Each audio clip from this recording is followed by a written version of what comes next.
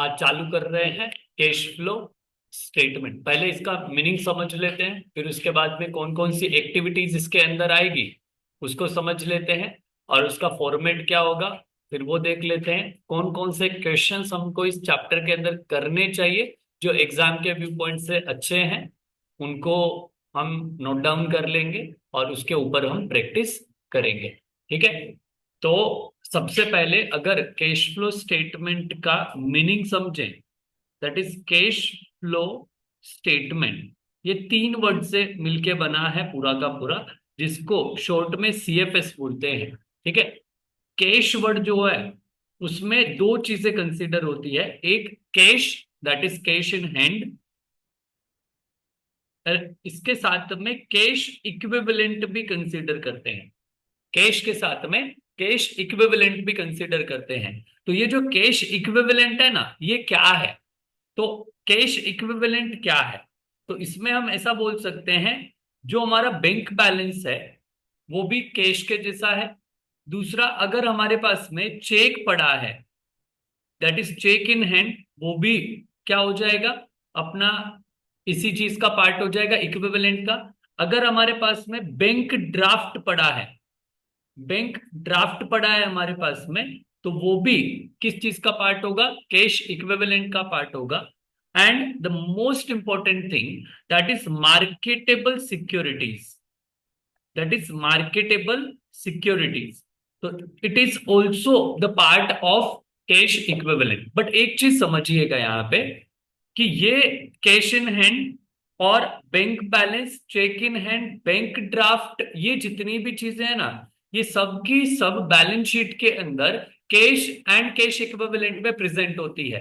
But ये जो marketable security है ना, इसके लिए हमने एक सेपरेट सेक्शन बना के रखा होता है, दैट इज करंट एसेट के अंदर सबसे पहले जो करंट इन्वेस्टमेंट है उसके अंदर ये मार्केटेबल सिक्योरिटी देखने को मिलती है, नंबर वन। नंबर टू, एक और आपको करंट एसेट में देखने को मिलेगा, that is cash and cash equivalent. तो ये दोनों चीजें जो है ना, इन दोनों को ऐड करके हमको कैश फ्लो स्टेटमेंट के अंदर कंसीडर करना है। जब फॉर्मेट देखेंगे तब इस चीज को और डेप्थ में कवर कर लूंगा कि ये कहाँ पे प्रेजेंट करना है हमको। Number one clear? That is current asset के अंदर कैश एंड कैश इक्विवेलेंट को भी कंसीडर करना है, और करंट इन्वेस्टमेंट को भी कंसीडर करना है, अगर वो मार्केटेबल होता है तो। अगर क्वेश्चन में स्पेसिफिक बोला कि वो नॉन मार्केटेबल है, तो उसको नॉन मार्केटेबल समझेंगे, अदरवाइज वो क्या होता है? मार्केटेबल इन्वेस्टमेंट होता है। तो जब भी हम कैश फ्लो स्टेटमेंट की स्टार्टिंग करते हैं, शुरुआत करते हैं, तब हमको एक चीज चाहिए जो सबसे लास्ट में काम आती है, that is cash and cash equivalent in the beginning of the year and cash and cash equivalent at the end of the year. तो ये चीजें कहाँ से मिलेगी? ये दो चीजें जो हमने यहाँ पे नोट डाउन की है, यही दोनों चीजों का सबमिशन, यही दोनों चीजों का जो एडिशन होगा वो हम यहाँ पे कंसिडर करते हैं। नेक्स्ट वर्ड आ जाता है, दैट इज स्टेटमेंट और फ्लो। राइट, तो फ्लो का मतलब क्या होता है? तो बेसिकली ये जो फ्लो है ना, फ्लो दो तरीके से हो सकता है, एक इनफ्लो हो सकता है और एक आउटफ्लो हो सकता है। इनफ्लो में मतलब क्या होगा? हमारे पास में कैश या कैश इक्विवेलेंट आ रहा है, और आउटफ्लो में क्या होगा? वो जा रहा है। ठीक है, तो जब पैसा आएगा तो हमको प्लस करने का है, और पैसा जब जाएगा तो हमको क्या करना है? माइनस करना है। और स्टेटमेंट जो है वो बेसिकली एक फॉर्मेट दिया हुआ है, उसी फॉर्मेट की तरीके से हमको पूरा का पूरा सीएफएस प्रिपेयर करना रहता है। तो ये जो फॉर्मेट है ना, वो बेसिकली अकाउंटिंग स्टैंडर्ड 3 के हिसाब से हमको प्रिपेयर करना रहता है। AS3 के अंदर जो कैश फ्लो स्टेटमेंट का अकाउंटिंग स्टैंडर्ड है, उसके हिसाब से हमको पूरा का पूरा स्टेटमेंट प्रिपेयर करना रहेगा। राइट, अब ये जो कैश फ्लो स्टेटमेंट है वो बनाते कैसे हैं और किस तरीके से हमको सोल्व करना है? देखिए, सबसे पहले टॉप पे हम हेडिंग लगाते हैं, that is cash flow statement. आप कौन सी डेट पे बना रहे हो, कौन से ईयर के लिए बना रहे हो, वो आपको नीचे मेंशन करना है, for the year ending 31 March 2025। Right, अब यहाँ पे हमको क्या करना है वो समझिए। लेटेस्ट टेक एन एग्जाम्पल कि आप इसको स्टार्ट कहां से करोगे। तो स्टार्ट करने के लिए हम एक कॉलम बनाएंगे पर्टिकुलर का, इसमें डेबिट क्रेडिट नहीं होता, और एक कॉलम बनाएंगे अमाउंट का। एक कॉलम बनेगा पर्टिकुलर का और दूसरा कॉलम बनेगा अमाउंट का। तो ये जो दो कॉलम हमने बनाए,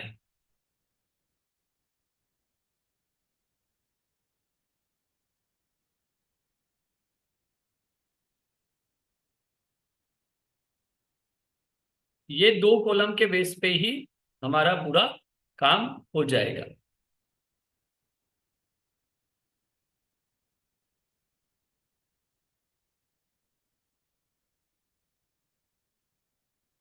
चलिए, एक यहाँ पे हमको एक इनर कॉलम भी बनाना पड़ेगा, दैट इज अमाउंट की कैलकुलेशन को शो करने के लिए।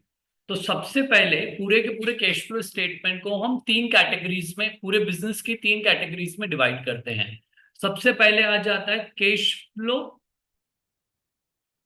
From operating activities.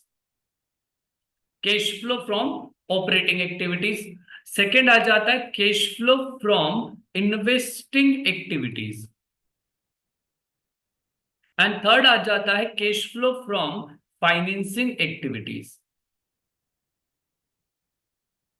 Cash flow from operating activity, cash flow from investing activity, cash flow from financing activity, इन तीनों का जो समीशन होगा, इन तीनों की जो टोटल होगी, उसको हम बोलते हैं net cash flow. Net cash flow from all activities. Net cash flow from all activities, right. अब इस नेट कैश फ्लो के अंदर जो ड्यूरिंग द ईयर हमने अर्न किया है कैश, या इनफ्लो हुआ है या आउटफ्लो हुआ, नेट जो वैल्यू है, इसके अंदर हमको ऐड करना है।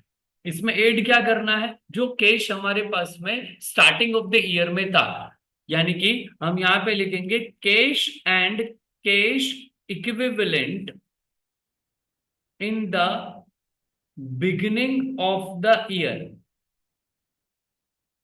बिगिनिंग ऑफ द ईयर, तो लास्ट में जाके जो वैल्यू हमको पता चलती है, ये वाली वैल्यू, ये जो वैल्यू है, इसको हम क्या बोलेंगे, cash and cash equivalent at the end of the year. At the end of the year, ये पूरा का पूरा बेसिकली फॉर्मेट है। अब इसी फॉर्मेट को हमको ऑपरेटिंग में क्या क्या एडजस्टमेंट करना है, इन्वेस्टिंग में कौन सी एक्टिविटीज में कौन कौन सी चीजें आएगी, फाइनेंसिंग में क्या क्या आता है, ये सब चीजें अपने को डेप्थ में सीखनी है। अभी देखो, अभी हम लोगों ने, अभी थोड़ी देर पहले मैंने क्या सिखाया था, कि ये जो चीज है दैट इज करंट एसेट के अंदर ये दो चीजें आती है जो कैश फ्लो स्टेटमेंट के एंड में काम आता है, दैट इज करंट इन्वेस्टमेंट और कैश एंड कैश इक्विवेलेंट। इन दोनों का जो एडिशन होगा वो हमको यहाँ पे शो करना है। ये जो दोनों का एडिशन होगा वो स्टार्टिंग का जो रहता है उसको यहाँ पे शो करना है, और एंड की जो वैल्यू होगी उसको यहाँ पे शो करना है। दैट इज एंडिंग वाला नीचे शो करना है और बिगिनिंग वाला ऊपर शो करना है। सर ये मिलेगा कहाँ पे, करंट एसेट कहाँ पे होती है, बैलेंस शीट के अंदर। तो बैलेंस शीट में जो करंट एसेट्स का पार्ट है उसके अंदर आपको स्पेसिफिक मेंशन किया होगा कि करंट इन्वेस्टमेंट इतना है, कैश एंड कैश इक्विवेलेंट इतना है, दोनों को ऐड कर देना। और स्टार्टिंग यानी कि जो प्रीवियस ईयर के बैलेंस हैं उनको हमको ओपनिंग समझना है, और जो इस साल का एंड होगा उसको हमको क्लोजिंग समझना है, और उन दोनों का जो टोटल होगा उसको लिखना है। सर अगर करंट इन्वेस्टमेंट नहीं है तो क्या करना है, उसको जीरो अज्यूम कर लेना, उसका कुछ नहीं करना। अगर करंट इन्वेस्टमेंट को नॉन करंट बोल, करंट इन्वेस्टमेंट को नॉन मार्केटेबल बोल दिया तो भी उसको इग्नोर कर देना, राइट। तो यहाँ पे हमको ये बेसिक फॉर्मेट अपने को पता चला। हमको डेप्थ में सीखना पड़ेगा कि ऑपरेटिंग एक्टिविटीज में क्या आएगा, फाइनेंसिंग एक्टिविटी में क्या आएगा, और इन्वेस्टिंग एक्टिविटी में क्या आएगा। तो उसके बारे में हम डिटेल में डिस्कशन कर लेते हैं।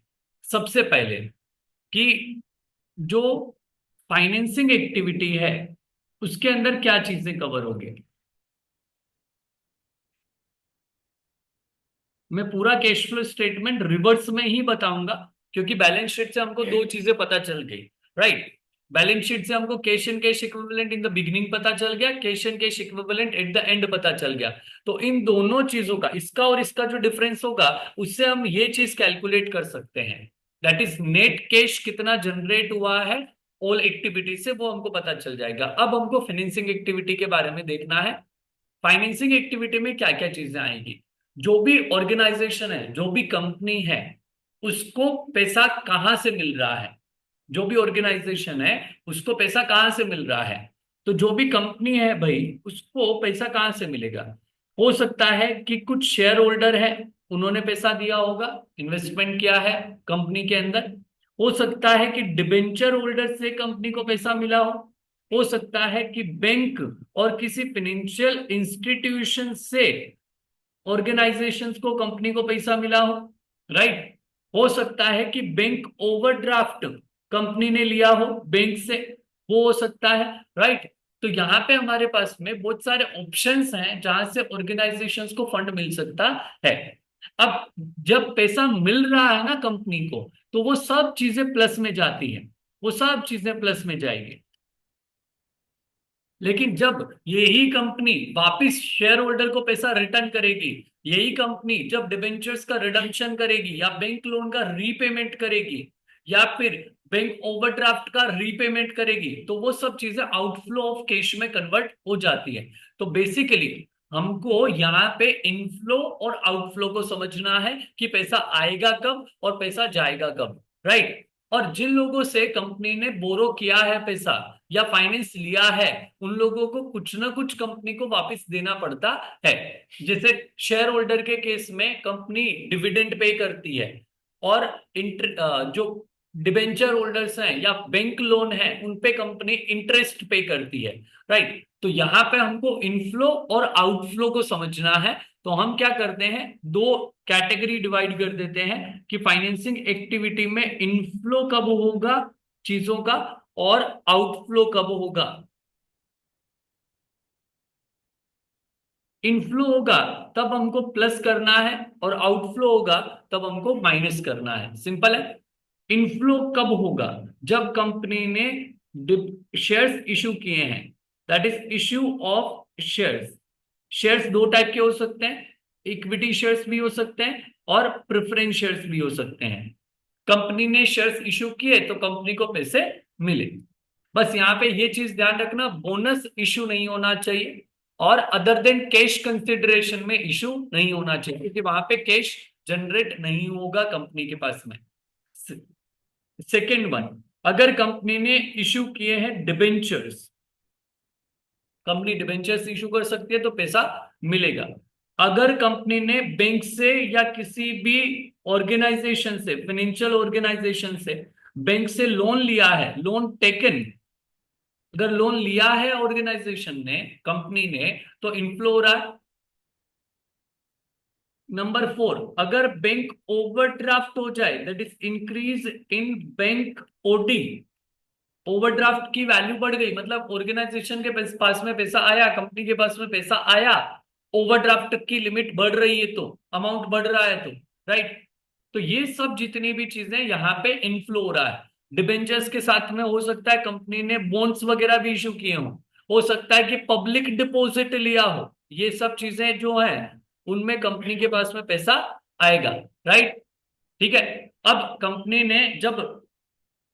ने जब इशू किए तो कंपनी के पास में पैसा आ रहा है, लेकिन जब कंपनी रीपेमेंट कर रही है, उनको रिटर्न कर रही है पैसा, तब कंपनी से पैसा जा रहा है। तो पैसा जाएगा तो हमको क्या करना है, आउटफ्लो करना है, यानी कि माइनस करना है। देखिए अलग अलग टर्म यूज करने हैं अलग अलग चीजों के लिए।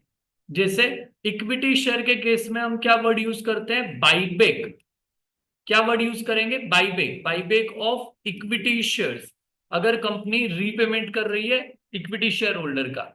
सेकेंड वन, जो प्रेफरेंस शेयर्स हैं उनके लिए वर्ड यूज करते हैं रिडम्पशन ऑफ प्रेफरेंस शेयर्स, उनके लिए वर्ड यूज करते हैं रिडम्पशन। जो डिबेंचर्स हैं, बॉन्ड्स हैं, उनके लिए भी हम क्या वर्ड यूज करते हैं, रिडम्पशन ऑफ डिबेंचर्स और बॉन्ड्स, उनका भी रिडम्पशन होगा, राइट। नेक्स्ट वन आ जाता है, अगर कंपनी ने जिससे लोन लिया था, बैंक से लिया था, तो उसका लोन का रीपेमेंट कर रहे हैं, that is repayment of bank loan. अगर ओवरड्राफ्ट बढ़ा तो वो इनफ्लो है। ऑन द अदर साइड, अगर ओवरड्राफ्ट की वैल्यू डिक्रीज हो गई, डिक्रीज इन बैंक ओवरड्राफ्ट, तो वो क्या हो जाएगा, आउटफ्लो हो जाएगा, क्योंकि हमने रीपेमेंट कर दिया है ओवरड्राफ्ट का। इसके साथ में दो और चीजें इंपॉर्टेंट आ जाती है। शेयर होल्डर को हम क्या पे करते हैं, शेयर होल्डर को हम पे करते हैं डिविडेंड, और बैंक लोन के सामने या डिबेंचर्स को हम पेमेंट करते हैं इंटरेस्ट का। तो दो चीजें यहाँ पे और आ जाती है, that is interest and dividend paid.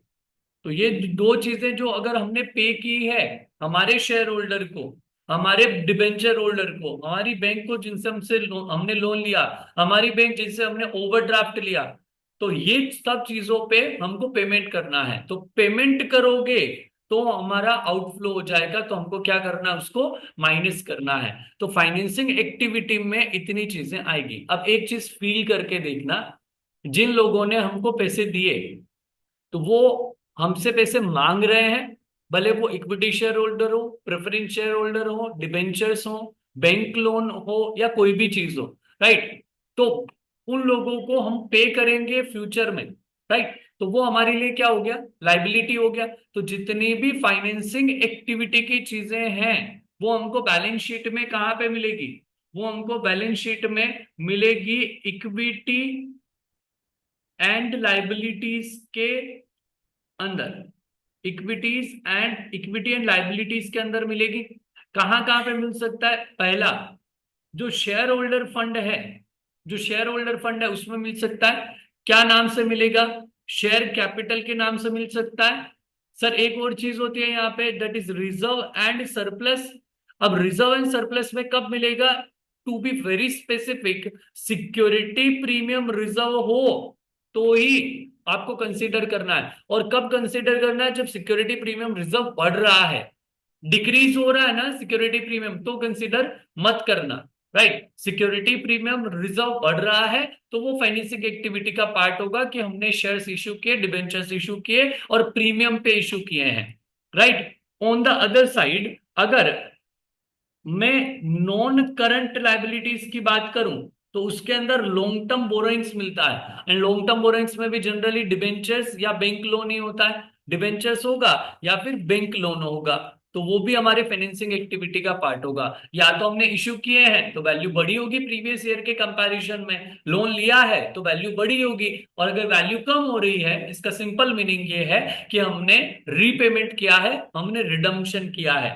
And the third one, current liabilities. Current liability में शॉर्ट टर्म बोरोइंग्स अगर दिखे, और शॉर्ट टर्म बोरोइंग्स दिखे तो ही हमको कंसीडर करना है। वो जनरली क्या होता है, बैंक ओवरड्राफ्ट होता है, बैंक ओडी होता है, राइट। तो बैंक ओवरड्राफ्ट होगा तो शॉर्ट टर्म बोरोइंग्स में। तो ये जो चीजें हैं ना, इतनी ये सब चीजें क्या चीज की है, फाइनेंसिंग एक्टिविटी का पार्ट है। तो फाइनेंसिंग एक्टिविटी हमको बैलेंस शीट में कहाँ कहाँ देखने को मिलेगा, इक्विटी लाइबिलिटीज पे ही पूरा का पूरा फोकस करना है, राइट। पहला शेयर होल्डर फंड में शेयर कैपिटल होगा, रिजर्व सरप्लस में सिक्योरिटी प्रीमियम रिजर्व अगर बढ़ रहा है तो फाइनेंसिंग में आएगा, डिक्रीज हो रहा है तो कुछ नहीं करना अपने को। NCL that is non current liability.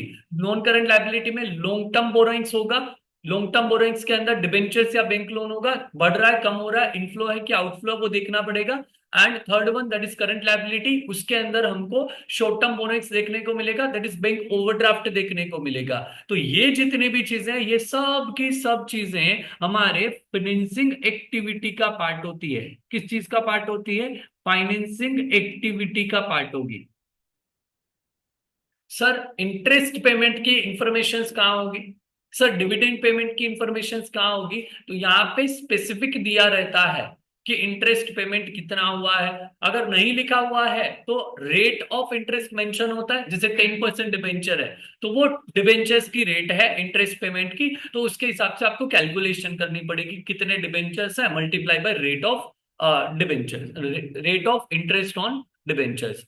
और एक और चीज, प्रपोज्ड डिविडेंड होता है, एक एक होता है प्रपोज्ड डिविडेंड और एक होता है इंटरिम डिविडेंड।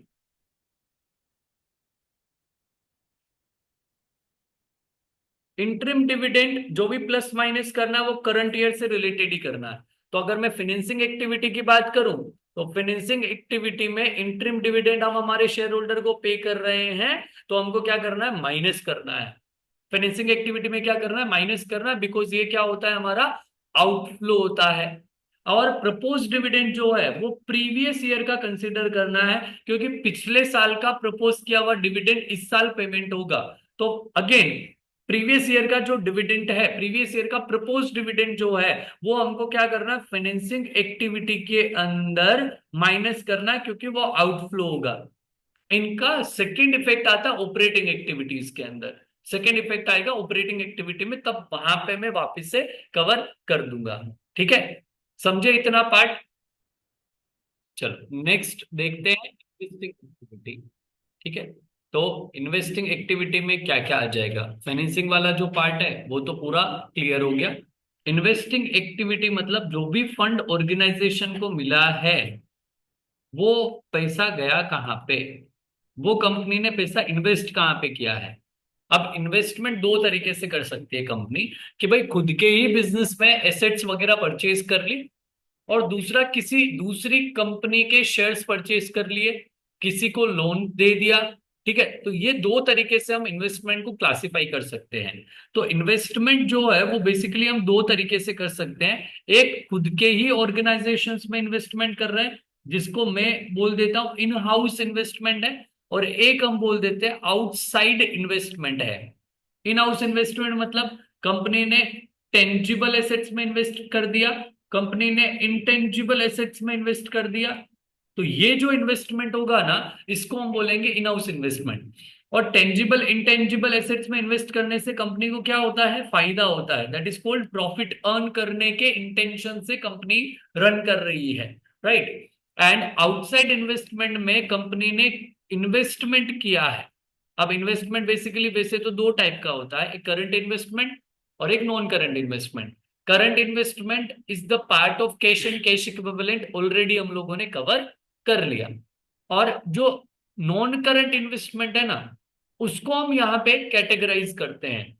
तो जो इन्वेस्टमेंट है और जो नॉन करंट इन्वेस्टमेंट होगा ना, नॉन करंट इन्वेस्टमेंट, इसको हम यहाँ पे कंसीडर कर रहे हैं। और जो करंट इन्वेस्टमेंट होता है, करंट इन्वेस्टमेंट वो किसका पार्ट होता है, कैश इक्विवेलेंट का पार्ट हो जाएगा। तो जो नॉन करंट इन्वेस्टमेंट है, अब कंपनी ने किसी दूसरी कंपनी के इक्विटी शेयर्स ले लिए, किसी दूसरी कंपनी के प्रेफरेंस शेयर्स ले लिए, किसी दूसरी कंपनी के डिबेंचर्स ले लिए, तो ये जो है इसको हम क्या बोलेंगे, इन्वेस्टमेंट बोलेंगे। हो सकता है कंपनी ने लोन दिया हो, जिसको हम क्या बोलेंगे, लोन्स एंड एडवांसेस, राइट। यहां पे मैं बात कर रहा हूं, हमारी कंपनी ने किसी दूसरे को लोन दिया है, राइट। यहाँ पे रीपेमेंट ऑफ लोन की बात नहीं कर रहे, हम बात कर रहे हैं कि हमारी जो कंपनी है उसने किसी को लोन दिया है, किसी भी दूसरे पर्सन को लोन दिया है, तो उसको हम बोलेंगे लोन्स एंड एडवांसेस। ठीक है, तो ये जो होगा ना, ये हमारा इन्वेस्टमेंट है। ठीक है, अगर हमने बोला कि भाई हमने टेंजिबल इंटेंजिबल एसेट्स में पैसा लगाया तो हमको प्रॉफिट हुआ, हमको यहाँ पे फायदा हो रहा है, राइट, क्योंकि प्रॉफिटेबिलिटी दिखती है। And on the other side अगर हमने किसी दूसरी कंपनी के शेयर्स परचेज किए, इक्विटी शेयर्स परचेज किए, प्रेफरेंस शेयर्स परचेज किए, या किसी को लोन दिया हमने, या डिबेंचर्स परचेज किए उस कंपनी के, वहां पे इन्वेस्टमेंट किया है, तो इनसे क्या होगा हमको। तो यहाँ पे ऐसा हो सकता है कि कंपनी ने जहां पे भी, जैसे इक्विटी शेयर्स है या प्रेफरेंस शेयर्स है, तो कंपनी को इक्विटी और प्रेफरेंस शेयर्स पे क्या मिल जाएगा, डिविडेंड रिसीव होगा। जो डिबेंचर्स हैं या जो लोन है, वहां पे लोन पे इंटरेस्ट मिलेगा, डिबेंचर्स पे इंटरेस्ट मिलेगा। ऐसा भी हो सकता है कि कंपनी ने अपनी लैंड एंड बिल्डिंग जो है, एक प्रमाइसिस है जो हमारे काम नहीं आ रही अभी, तो हम क्या कर सकते हैं, उसको लेट आउट कर सकते हैं, उसको रेंट पे दे सकते हैं। तो हो सकता है कि हमको रेंट मिल रहा हो यहाँ पे, तो रेंट रिसीव हो रहा है, तो वो भी जो है, ये सब भी हमारे लिए क्या हो जाएगा, इनफ्लो हो जाएगा। हमको मिल रहा है ना पैसा, तो ये तीनों चीजें हमारे लिए क्या है, इनफ्लो है। और इनफ्लो होता है तब हम क्या करते हैं, इसको प्लस करते हैं, राइट। अगर कंपनी ने शेयर्स परचेज किए, डिबेंचर्स परचेज किए, प्रेफरेंस शेयर्स परचेज किए, लोन दिया, लोन लिया, लोन लिया वाला फाइनेंसिंग में जाता है, अगर यही एडवांस का हमको वापस रिफंड मिलता है, तो ये सब चीजें इनफ्लो और आउटफ्लो में हमको कंसिडर करनी है। तो क्या चीजें इनफ्लो में आएगी, क्या चीजें आउटफ्लो में आएगी, वो चीज हम देख लेते हैं इन्वेस्टिंग एक्टिविटी में। तो इनफ्लो और आउटफ्लो की कैटेगरी देखते हैं। That is inflow. इनफ्लो मतलब क्या हुआ, पैसा आएगा। पैसा आएगा तो हमको क्या करना है, प्लस करना है। और आउटफ्लो मतलब क्या हो गया, पैसा जाएगा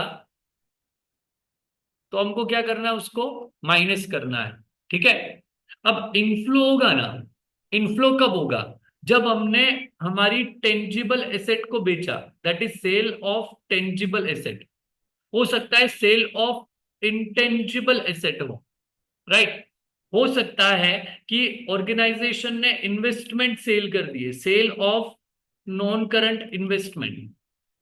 हो सकता है कि ऑर्गेनाइजेशंस को डिविडेंड, इंटरेस्ट या रेंट रिसीव हो रहा हो। रिसीव होना चाहिए, पेड वाला कॉन्सेप्ट नहीं देख रहे यहाँ पे, राइट। तो ये सब चीजें, ये जितनी भी चीजें हैं, ये जितने भी पॉइंट्स हैं, हर पॉइंट पे ऑर्गेनाइजेशंस का इन्फ्लो हो रहा है, पैसा आ रहा है। सेल करेंगे tangible asset, land, building, plant, machinery, equipment, furniture, pictures, computer, whatever it is.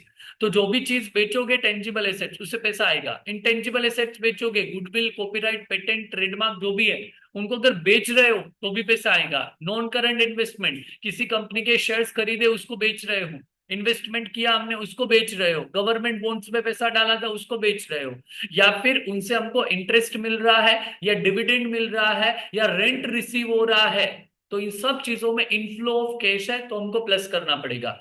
Outflow कब होगा, जब हमने परचेज किया है, क्या चीज का, purchase of tangible asset, purchase of intangible asset.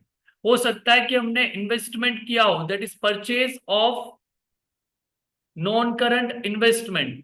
ठीक है। तो ये जितनी भी चीजें हैं, इन सबको हमको क्या करना है, आउटफ्लो समझना है, क्योंकि पैसा यहां पे हमारे से जाएगा, राइट।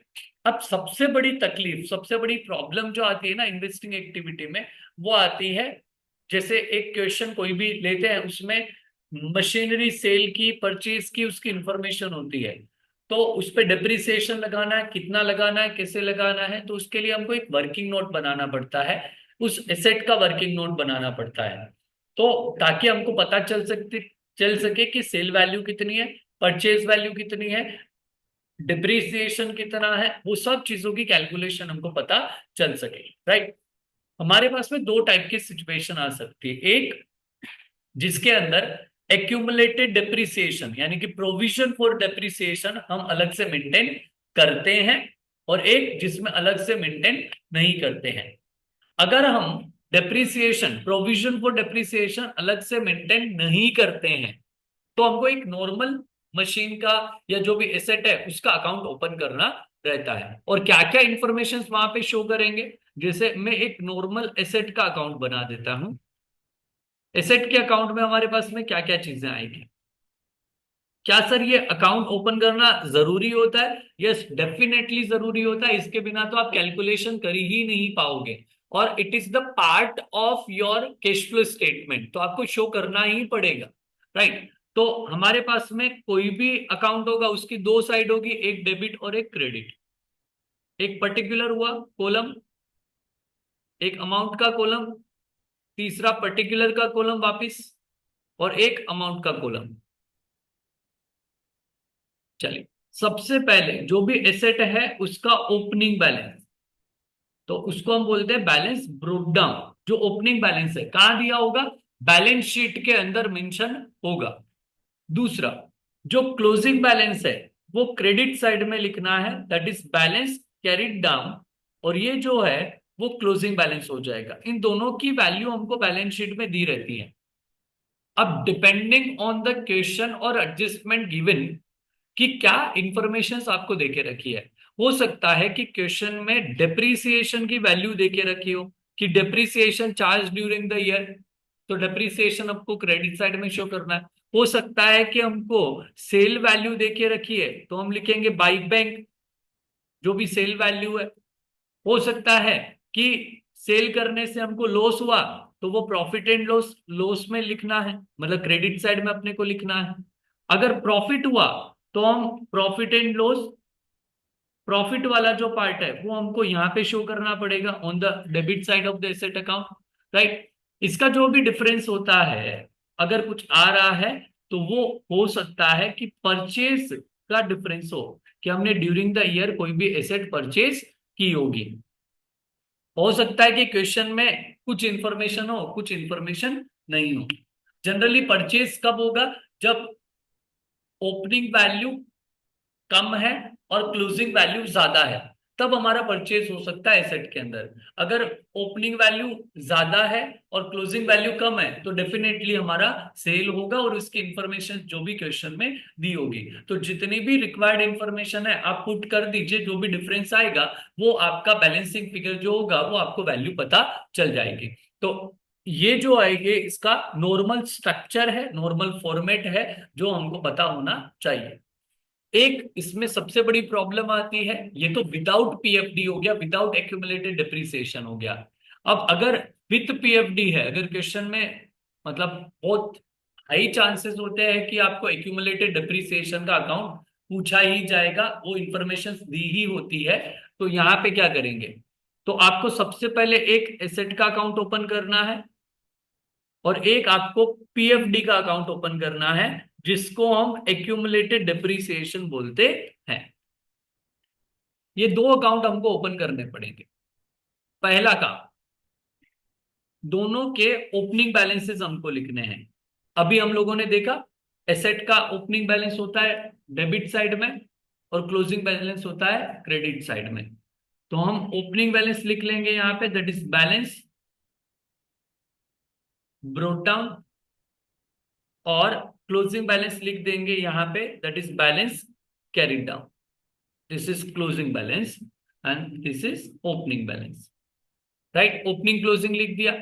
देखो एसेट और डेप्रिसिएशन दोनों क्या होते हैं? एक दूसरे के ऑपोजिट होते हैं।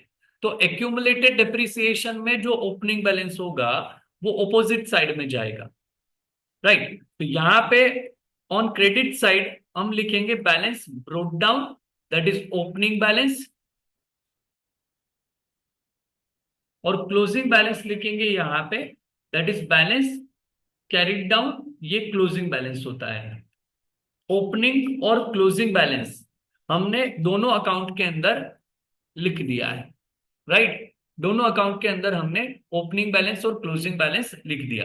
राइट, अब क्वेश्चन में सेल और परचेज की इंफॉर्मेशन हो सकती है, कि क्वेश्चन में ऐसा दिया हो कि मशीन जो है वो इतने की कॉस्ट प्राइस की है, लेट अस सपोज 10,000 की कॉस्ट प्राइस की एसेट है, जिसपे एक्यूमुलेटेड डेप्रिसिएशन 4,000 रुपीज है। तो नेट एसेट कितने की बची है हमारे पास में? 6,000 की। उस 6,000 की एसेट को हमने बेच दिया 5,000, तो 1,000 रुपीज का हमको क्या हो जाएगा? लॉस हो जाएगा। तो इस तरीके से क्वेश्चन में इंफॉर्मेशन दी होगी, या तो सेल वैल्यू दिया होगा या लॉस की वैल्यू दी होगी, कि भाई 6,000 10,000 की कॉस्ट प्राइस के एसेट है जिसपे 4,000 का एक्यूमुलेटेड डिप्रिसिएशन है, तो नेट वैल्यू हमारे पास में 6,000 आ रही है। 1,000 के लॉस पे सेल किया या 1,000 के प्रॉफिट पे सेल किया, डिपेंडिंग ऑन क्वेश्चन। तो जो भी इंफॉर्मेशन है उसके हिसाब से हमको इंफॉर्मेशन से डिटेलिंग निकालनी पड़ेगी।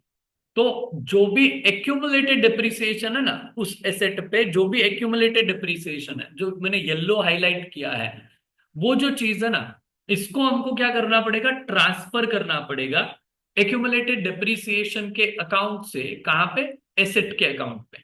तो यहां से हम ट्रांसफर कर देंगे एसेट के अकाउंट पे।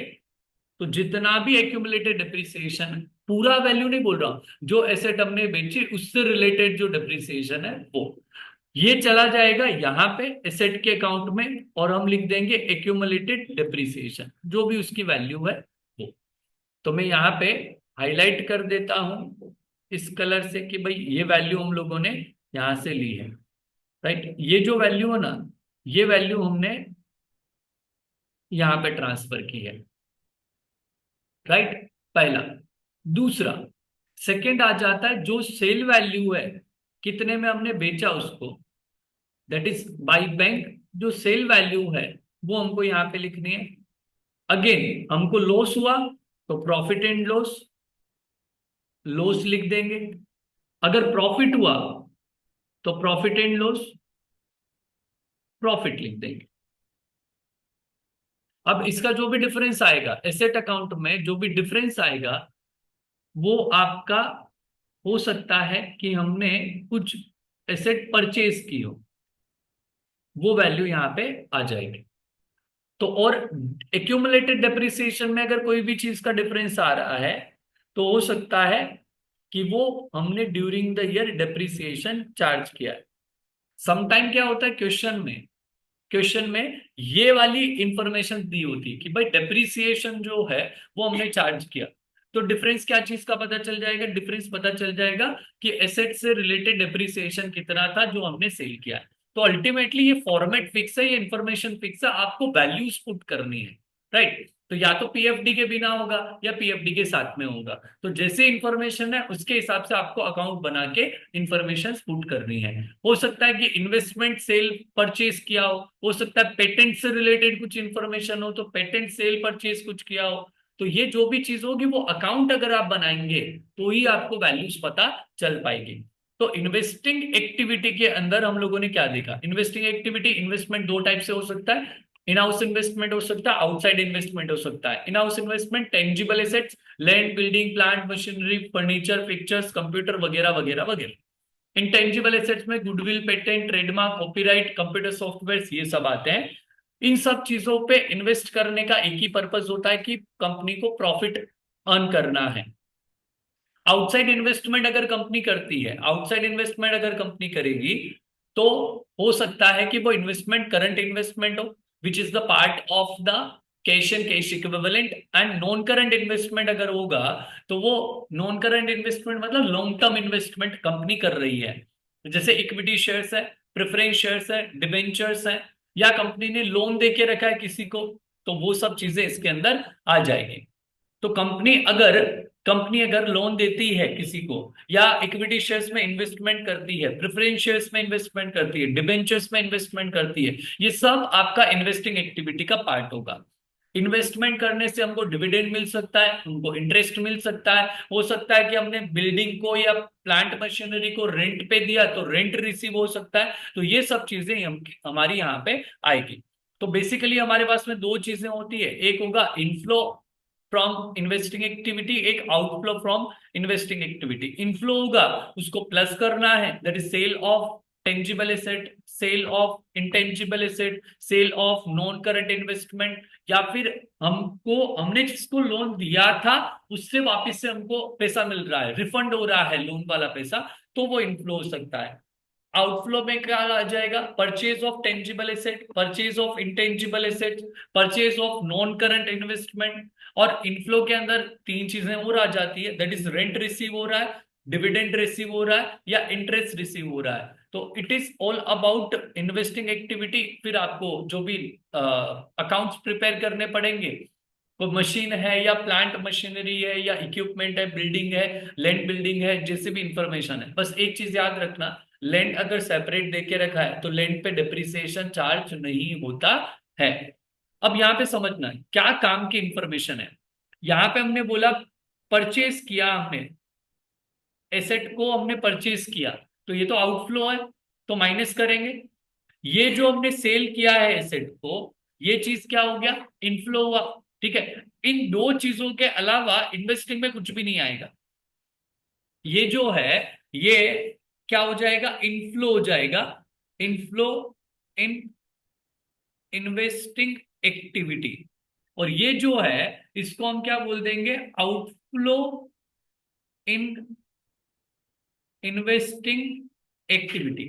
इनफ्लो और आउटफ्लो, इन्वेस्टिंग एक्टिविटी में और कुछ भी नहीं आएगा इसके अलावा, राइट। और अगर विदाउट पीएफडी वाले में हुआ वैसे ही पीएफडी वाले के अंदर भी सेम होगा। अगर हमने परचेज किया है और अगर हमने सेल किया है तो यही दोनों इंफॉर्मेशन इन्वेस्टिंग एक्टिविटी में आएगी। सर जो बाकी इंफॉर्मेशन है वो कहाँ जाएगी, देखो प्रॉफिट और लॉस ऑपरेटिंग में एडजस्ट करना है, डेप्रिसिएशन ऑपरेटिंग में एडजस्ट करना है, उसके अलावा ओपनिंग बैलेंस क्लोजिंग बैलेंस का कुछ नहीं करना है आपको, ये चीज याद रखना, राइट। तो यहाँ पे इन्वेस्टिंग एक्टिविटी जो है वो हमारी फिनिश होती है, राइट। द लास्ट बचता है दैट इज ऑपरेटिंग एक्टिविटी। तो ऑपरेटिंग एक्टिविटी में क्या होगा, ऑपरेटिंग एक्टिविटी का मतलब समझो पहले तो कि ऑपरेटिंग एक्टिविटी है क्या। ऑपरेटिंग एक्टिविटी मतलब main principal core activity. Main activity, main धंधा क्या चीज का है, बिजनेस का। मेन बिजनेस क्या चीज का है, उसको हम बोलते हैं ऑपरेटिंग एक्टिविटी। अब देखो, इंडस्ट्रीज को दो कैटेगरीज में डिवाइड कर दिया, या एंटरप्राइजेस को दो कैटेगरीज में डिवाइड कर दिया। एक होता है financial organisation, financing company, investing company, और दूसरा होता है नॉन फाइनेंशियल कंपनी।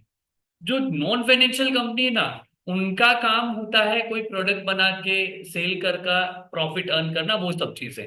और जो फाइनेंशियल कंपनी है उसका मेन काम होता है कि वो लोन देना, उस पर इंटरेस्ट अर्न करना। इन्वेस्टिंग कंपनी का काम क्या होगा, इन्वेस्टमेंट देना, इन्वेस्टमेंट करना कहीं पे, इक्विटी शेयर्स में, प्रेफरेंस शेयर्स में, डिबेंचर्स में, और वहां से प्रॉफिट अर्न करना in the form of dividend and interest, right.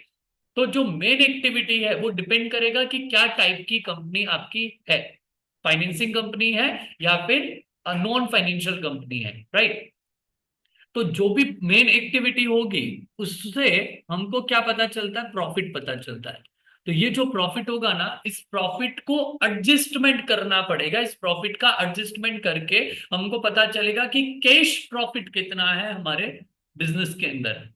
हो सकता है बहुत सारी चीजें ऐसी हो जो इस प्रॉफिट पे इंपेक्ट कर रही हो। इस प्रॉफिट को एडजस्ट किया गया होगा नॉन कैश आइटम के साथ में, नॉन ऑपरेटिंग आइटम के साथ में। ऐसी चीजें हो सकती है जो फाइनेंसिंग एक्टिविटी का पार्ट होगा या इन्वेस्टिंग एक्टिविटी का पार्ट होगा, वो हमने सेपरेटली वहां पे शो किया है। तो ऑपरेटिंग एक्टिविटी में उसका एडजस्टमेंट करना पड़ेगा। Let us take an example कि हम बोले कि अदर इनकम में रेंट रिसीव आता है, इंटरेस्ट रिसीव आता है, डिविडेंड रिसीव आता है, लेकिन ये तीनों चीजें तो इन्वेस्टिंग एक्टिविटी की है। तो हमको ऑपरेटिंग एक्टिविटी में इसका एडजस्टमेंट करना पड़ेगा। Profit on sale of asset, loss on sale of asset, ये चीज का भी एडजस्टमेंट हमको करना पड़ेगा। डेप्रिसिएशन या अमोर्टाइजेशन ऑफ इंटेंजिबल एसेट, ये जितनी चीजें हैं इन सबको भी एडजस्ट करना पड़ेगा। तो अल्टीमेटली हमको ऑपरेटिंग एक्टिविटी में एडजस्टमेंट ही करना है कुछ चीजों का, और एक इसका स्पेसिफिक फॉर्मेट है वो हमको याद रखना पड़ेगा, राइट। तो जो ऑपरेटिंग एक्टिविटी है उसमें हमको लिखना है cash flow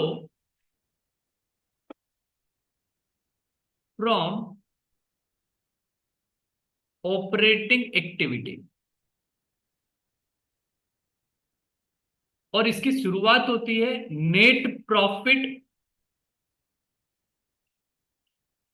before tax and extraordinary item से। और मैं तो यही चीज सजेस्ट करूंगा, इसके लिए बना लेना क्या, वर्किंग नोट।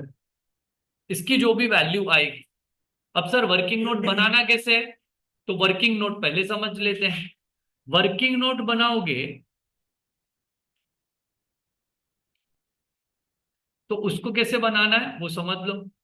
दैट इज, लिख देना calculation of net profit before tax and extraordinary item, इसकी कैलकुलेशन करनी है। तो जो भी हमारे पास में क्लोजिंग बैलेंस है, क्लोजिंग बैलेंस ऑफ किस चीज का, statement of profit and loss का, उसकी जो भी वैल्यू है उसमें से माइनस करना है क्या चीज को, opening balance of statement of profit and loss.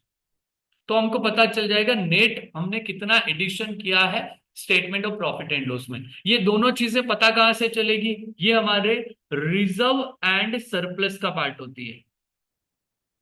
और रिजर्व एंड सरप्लस किसका पार्ट होता है, शेयर होल्डर फंड का।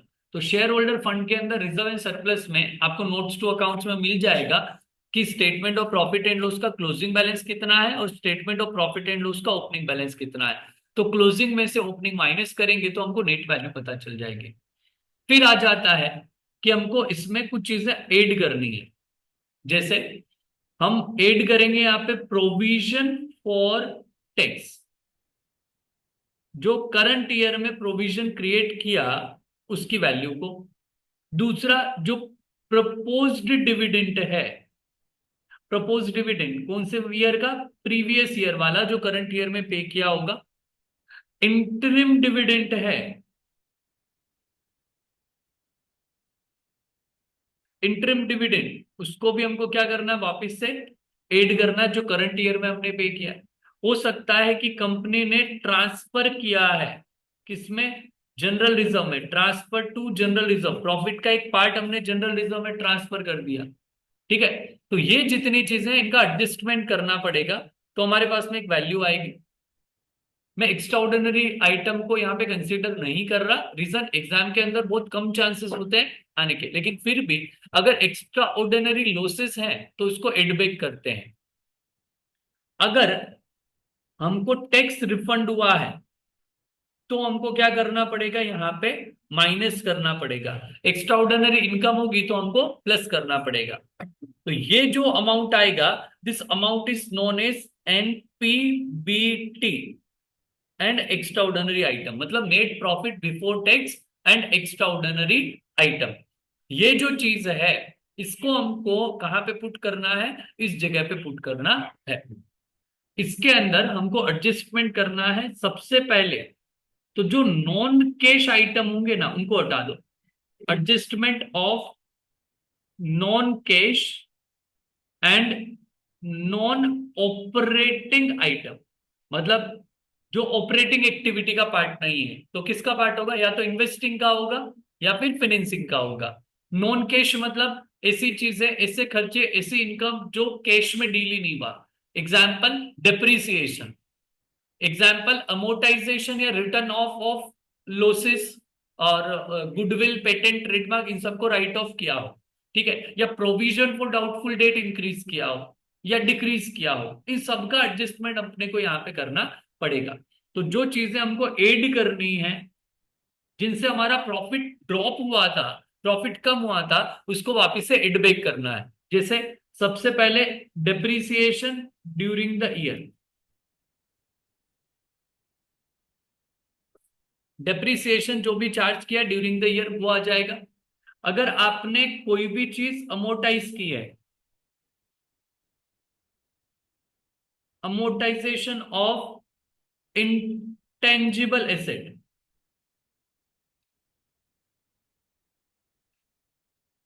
जैसे गुडविल को राइट ऑफ किया, वो वैल्यू आ जाएगी। हो सकता है कि आपने इंटरेस्ट का पेमेंट किया हो, interest paid during the year, ये चीज इसमें आ जाएगी। हो सकता है कि हमको लॉस हुआ हो एसेट को बेचने से, loss on sale of asset, अब कोई भी टाइप की एसेट हो सकती है ये, राइट, इसको वापस से एड बैक करेंगे। हो सकता है कि हमने provision for doubtful date create किया हो, increase in provision for doubtful date, तो उसको वापस से कंसीडर करना है। इन सबको क्या करना है, हमको यहाँ पे ऐड करना है। तो कुछ चीजें हमको सबट्रैक्ट करनी पड़ेगी। सबट्रैक्ट क्या क्या क्या करना है हमको, यहाँ पे लेस क्या करना है, लेस में आ जाएगा जैसे प्रॉफिट हुआ हमको, profit on sale of assets, उसको सबट्रैक्ट करना है। हो सकता है कि हमको इंटरेस्ट या डिविडेंड या फिर रेंट, ये सब चीजें मिली होगी, which are the part of investing activity. हो सकता है कि डिक्रीज हुआ हो, decrease in provision for doubtful debt, ये डिक्रीज हुआ है तो उसकी वजह से प्रॉफिट हमारा वापस बढ़ा। तो ये सब चीजों का क्या करना है, हमको एडजस्टमेंट करना है। अब देखना, यहाँ पे मैंने loss on sale of asset को कवर किया, यहाँ पे हमने profit on sale of asset को कवर किया, यहाँ पे हमने डेप्रिसिएशन को कवर किया। जब मैंने यहाँ पे ये अकाउंट बनाए थे, एसेट्स का अकाउंट बनाया था, ये देखो, तो यहाँ पे मैंने एक चीज देखो, ये जो येलो हाईलाइटेड पार्ट है ना, ये yellow highlighted part investing activity में गया। देख, लेकिन ये जो लॉस है, ये जो प्रॉफिट है, ये जो डेप्रिसिएशन है, ये सब कौन सी चीजों में एडजस्ट करना है, ऑपरेटिंग एक्टिविटी में एडजस्ट करना है। इन सबको कहाँ एडजस्ट करना है, ग्रीन वाले पार्ट को ऑपरेटिंग एक्टिविटी में एडजस्ट करना है। वैसे यहाँ पे भी सेम कहानी है, लॉस हो रहा है कहाँ जाएगा, ऑपरेटिंग में, ये प्रॉफिट हो रहा है कहाँ गया, ऑपरेटिंग में। यहाँ पे जो during the year depreciation charge किया कहाँ गया, ऑपरेटिंग एक्टिविटी में। तो जो ग्रीन वाला पार्ट है वो ऑपरेटिंग में एडजस्ट हो गया, और जो येलो वाला पार्ट है वो इन्वेस्टिंग एक्टिविटी में एडजस्ट हो गया, राइट। ये सब एडजस्टमेंट करने के बाद में इसको हमको क्या करना है, माइनस करना है, ऊपर वाले को प्लस करना है। किसके अंदर, नेट प्रॉफिट बिफोर टैक्स, इस इसमें इस चीज को क्या करना है, प्लस करना है, और इस चीज को क्या करना है, माइनस करना है। इसके बाद में जो वैल्यू आएगी ये हमारा ऑपरेटिंग प्रॉफिट है। क्या है हमारा, ऑपरेटिंग प्रॉफिट है। तो इसको हम क्या बोलेंगे, operating profit. Operating profit before working capital changes. Working capital change से पहले का प्रॉफिट है। तो सर वर्किंग कैपिटल क्या होता है और उसका चेंज मतलब क्या हुआ। तो वर्किंग कैपिटल में हम करंट एसेट और करंट लायबिलिटी को कंसीडर करते हैं, और उसके चेंज मतलब कितना बदला है करंट एसेट और कितना बदला है करंट लायबिलिटी, उस चीज को हमको कंसीडर करना है।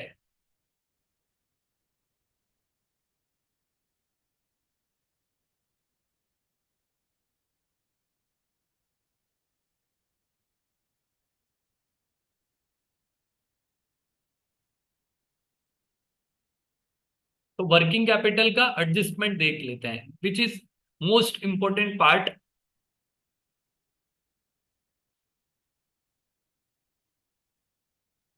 Adjustment of working capital changes. देखो वर्किंग कैपिटल में दो टाइप के चेंज हो सकते हैं, या तो बड़ा होगा वर्किंग कैपिटल या फिर कम हुआ होगा। तो अगर वर्किंग कैपिटल इंक्रीज हुआ है तो हमको माइनस करना है, और वर्किंग कैपिटल अगर डिक्रीज हुआ ना तो हमको प्लस करना है। वर्किंग कैपिटल इंक्रीज हुआ तो हमको माइनस करना है, वर्किंग कैपिटल डिक्रीज हुआ हमको प्लस करना है। वर्किंग कैपिटल का मतलब क्या होता है, current asset minus current liability. Current asset minus current liability. Working capital increase कब होगा, जब या तो करंट एसेट की वैल्यू बढ़ जाए या करंट लायबिलिटी की वैल्यू कम हो जाए। तो हम क्या बोलेंगे, इंक्रीज इन करंट एसेट और डिक्रीज इन करंट लायबिलिटी। इन दोनों केसेस में हमको क्या करना है, माइनस करना है। और इसका अपोजिट सिचुएशन बन जाएगा डिक्रीज इन करंट एसेट और इंक्रीज इन करंट लायबिलिटी। इसको हमको क्या करना है, प्लस करना है। तो हमारे पास में चार चीजें बनी, दो चीजें जो माइनस करनी है, दो चीजें जो प्लस करनी है। करंट एसेट कहाँ पे होगी और करंट लायबिलिटी कहाँ पे होगी, इक्विटी एंड लायबिलिटीज के अंदर। करंट लायबिलिटी का एक स्पेसिफिक हेड होता है और वैसे ही करंट एसेट भी एक स्पेसिफिक हेड होगा, राइट। तो यहाँ पे हमको वर्किंग कैपिटल के जो एडजस्टमेंट करने हैं उसको हम लिख लेते हैं। जैसे कुछ चीजें हमको ऐड करनी है, ऐड कब करना है, जब डिक्रीज इन करंट एसेट होगा या फिर इंक्रीज इन करंट लायबिलिटी होगा। तो उसकी जो भी वैल्यू आएगी स्पेसिफिक लिखना है, उसमें ओवरऑल मत लिख देना। जैसे ट्रेड रिसीवेबल है तो लिखना पड़ेगा इंक्रीज इन ट्रेड रिसीवेबल या डिक्रीज इन ट्रेड रिसीवेबल। और लेस कब करना है हमको, जब इंक्रीज इन करंट एसेट होगा और डिक्रीज इन करंट लायबिलिटी होगा। तो इसमें माइनस करना है, ऊपर वाले में प्लस करना है। इसकी जो भी वैल्यू आएगी, ये देखो वर्किंग कैपिटल का एडजस्टमेंट हो गया। ऑपरेटिंग प्रॉफिट था उसमें वर्किंग कैपिटल का एडजस्टमेंट कर दिया, मतलब जो नॉन कैश फिगर थे वो सब एडजस्ट हो गए, नॉन ऑपरेटिंग आइटम्स थे वो सब एडजस्ट हो गए हैं, ठीक है। तो अब हमारे पास में ये जो अमाउंट आता है this is known as cash generated from operation. Cash generated from operation, right. अब इसके अंदर हमने जब ये वर्किंग नोट बनाया ना, हमने यहाँ पे एक स्पेसिफिक पॉइंट को कवर किया, that is provision for tax. जो करंट ईयर में क्रिएट किया है उसको हमको क्या करना है, प्लस करना है जो वर्किंग नोट बना रहे हैं। लेकिन टैक्स जो हमने पेमेंट किया है, जो पिछले साल का टैक्स इस साल हमने पेमेंट किया है, वो तो हमको आउटफ्लो हो जाएगा ना हमारे लिए। तो उसको हमको लास्ट में जाके क्या करना रहता है, माइनस करना, दैट इज लेस करके लिखेंगे, that is tax paid, tax paid during the year. जितना टैक्स हमने पे किया वो वैल्यू हमारी यहां पे आ जाएगी। अगर एक्स्ट्रा ऑर्डिनरी इनकम है तो प्लस करना है, एक्स्ट्रा ऑर्डिनरी एक्सपेंस है या लॉस है तो उसको माइनस करना, बट जनरली एग्जाम में पूछते नहीं है। तो इससे जो हमको वैल्यू पता चलेगी that is known as cash flow from operating activity. ठीक है। अब एक चीज और समझना, ये जो भी नेट वैल्यू हमारे पास में आती है ना, ये वाली वैल्यू, ये जरूरी नहीं है कि हमेशा पॉजिटिव में रहेगी। हो सकता है कि पॉजिटिव आए। पॉजिटिव आएगा तो हमको क्या यूज करना है, कैश फ्लो लिखना है। जैसे cash flow from operating activity. हो सकता है नेगेटिव आए। नेगेटिव आएगा तो हमको लिखना है cash used in operating activity. वैसे ही अगर इन्वेस्टिंग में नेगेटिव आता है तो cash used in investing activity. Financing में आएगा तो cash used in investing financing activity. इस तरीके से हमको ये पूरा का पूरा एडजस्टमेंट करना रहता है। राइट। अब एक और इंपॉर्टेंट चीज जो इसके अंदर ध्यान रखनी है दैट इज टैक्स प्रोविजन के बारे में समझा देता हूं। टैक्स वाले पार्ट पे समझना, आपको शॉर्ट टर्म प्रोविजंस में एक चीज देख के रखी होगी, प्रोविजन फॉर टैक्स। उसका एक अकाउंट हमको बनाना पड़ेगा। उसका अकाउंट हमको बनाना पड़ेगा। Tax provision is our liability, right. तो करंट लाइबिलिटीज में देखने को मिलेगा। तो लाइबिलिटीज का हमेशा कौन सा बैलेंस होता है, क्रेडिट बैलेंस होता है। तो हम यहां पे लिखेंगे बैलेंस ब्रोक डाउन। ये कौन सा बैलेंस है, पीएफटी का ओपनिंग बैलेंस है। वैसे ही हमको बैलेंस शीट के अंदर बैलेंस कैरिड डाउन भी दिया होगा, दैट इज क्लोजिंग बैलेंस भी दिया होगा। ये दोनों वैल्यूज हमारे पास में दी हुई होती है। ठीक है। अब हो सकता है कि कोई और इंफॉर्मेशन नहीं हो। No information given, nothing is given, no information given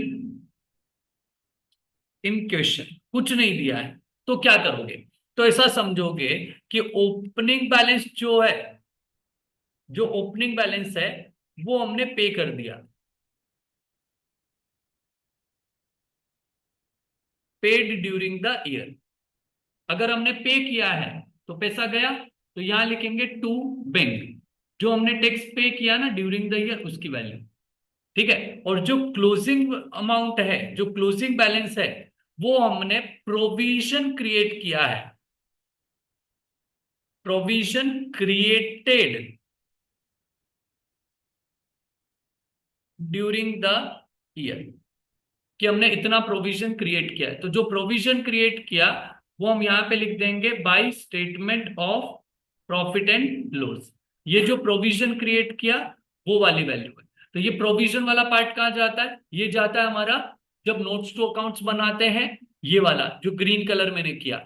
और ये जो टैक्स पेड है, जो टैक्स पेड है, वो टैक्स पेड कहां चला जाएगा, ये जो पेड वाला पार्ट है वो हम यहां पे जो टैक्स पेड लिखा है ये वाली चीज में यूज हो जाएगा। राइट।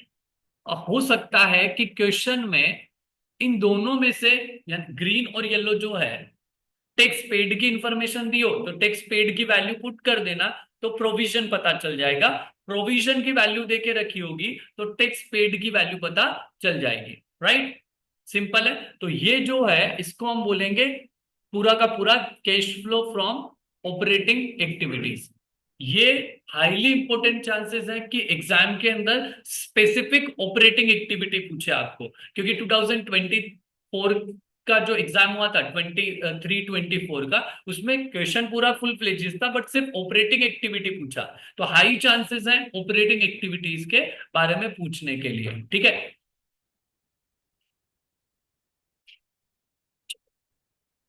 अब इंपॉर्टेंट क्वेश्चंस जो हमको एग्जाम के व्यू पॉइंट से करने हैं, जो टीएस ग्रेवाल के अंदर अपने को मिल जाएंगे। नए वाले एडिशन से मैं क्वेश्चन नंबर बता रहा हूं, आगे पीछे हो सकते हैं, देख लेना एक बार। राइट। तो जो इलिस्ट्रेशंस हैं जो हमको करने हैं,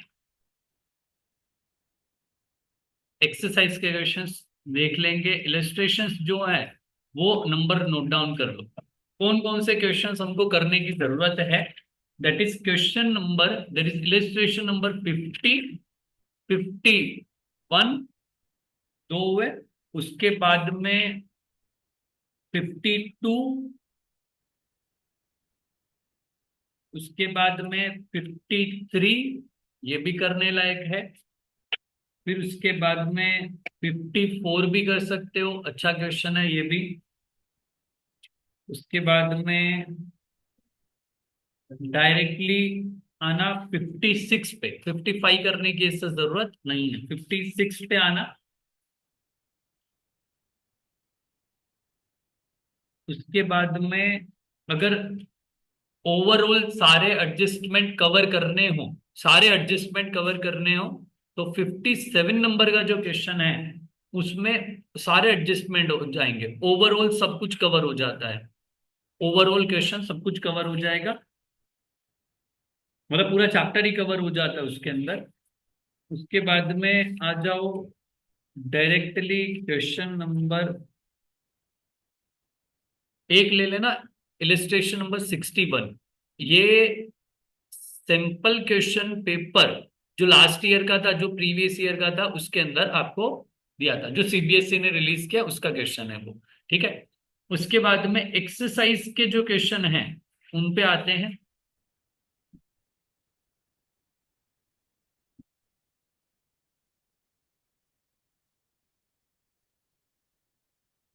एक्सरसाइज के क्वेश्चन नंबर 39, 40, ये दोनों जो है वो विदाउट एडजस्टमेंट है, मतलब एडजस्टमेंट नहीं है इसके अंदर, विदाउट एडजस्टमेंट है। वैसे ही ऊपर के जो 50 और 51 है वो भी क्या थे, विदाउट एडजस्टमेंट है। उसके आगे आ जाते हैं 41, 42, 43, 44, 45, उसके आगे ले लो 46,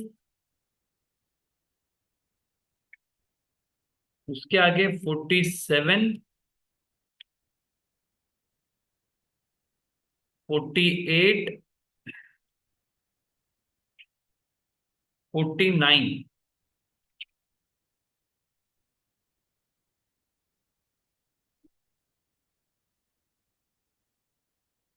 और एक क्वेश्चन जैसे सैंपल क्वेश्चन पेपर का प्रीवियस ईयर का 61 इलस्ट्रेशन बताया, in the same way exercise में 56 है, ये जो है ये भी अपने based on simple question paper था जो लास्ट ईयर का था। इतने क्वेश्चंस अगर हमने प्रैक्टिस कर ली, काफी चीजें रिपीटेटिव रहेगी, बट अगर इतने क्वेश्चंस की प्रैक्टिस सही तरीके से कर ली तो हमारा डेफिनेटली कैश फ्लो स्टेटमेंट में 6 आउट ऑफ 6 रहेगा, पहली चीज। दूसरा, कैश फ्लो स्टेटमेंट के अंदर एक क्वेश्चन नंबर 34 आता है, क्वेश्चन नंबर 34 जो अपने पेपर के अंदर रहेगा, ये 6 मार्क का क्वेश्चन है। और क्वेश्चन जो एमसीक्यू रहते हैं पार्ट बी के अंदर, वो 2 एमसीक्यू रहेंगे, तो टोटल मिला के 8 मार्क का इसका जनरली वेटेज है, 8 मार्क्स का वेटेज है। ये जो 6 मार्क का क्वेश्चन है ना, उसकी आपकी प्रैक्टिस होनी चाहिए 12 to 15 मिनट्स के अंदर, ये पूरा का पूरा क्वेश्चन कवर हो जाए, इतनी प्रैक्टिस करनी है। 12 to 15 मिनट्स के अंदर ये पूरा क्वेश्चन आपका क्या हो जाए, सोल्व हो जाए, राइट। तो प्रैक्टिस कर लो इतने क्वेश्चंस की, और एक और हम इसमें रिकॉर्ड कर देंगे जिसमें 2-4 क्वेश्चंस किस तरीके से प्रेजेंट करना रहता है वो इसमें समझा दूंगा। डन।